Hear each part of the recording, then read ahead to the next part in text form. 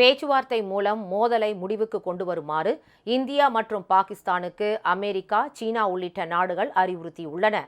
பாகிஸ்தான் பயங்கரவாதிகள் நடத்திய தாக்குதலுக்கு ஆபரேஷன் சிந்தூர் என்ற பெயரில் இந்தியா பதிலடி கொடுத்து வருவதால் இரு நாடுகளுக்கு இடையே மோதல் வலுத்துள்ளது.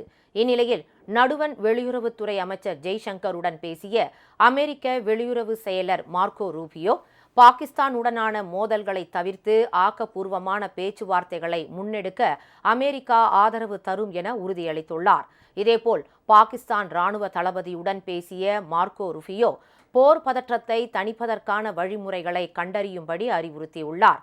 மோதலை தவிர்க்க ஆக்கப்பூர்வ பேச்சுக்களை மேற்கொள்ள வேண்டும் என்றும், பேச்சுவார்த்தைகளை தொடங்குவதற்கான உதவிகளை அமெரிக்கா செய்ய தயார் என்றும் அவர் தெரிவித்துள்ளார். இந்தியா, பாகிஸ்தான் இடையே மோதல் போக்கு தீவிரமடைந்துள்ளது கவலை அளிப்பதாக சீன வெளியுறவு அமைச்சகம் வெளியிட்டுள்ள அறிக்கையில் தெரிவிக்கப்பட்டுள்ளது. இரு நாடுகளும் அமைதியையும் நிதானத்தையும் கடைபிடிக்க வேண்டும் என்றும், சுமூகமான முறையில் பிரச்சினைக்கு தீர்வு காணுமாறும் சீனா அறிவுறுத்தியுள்ளது.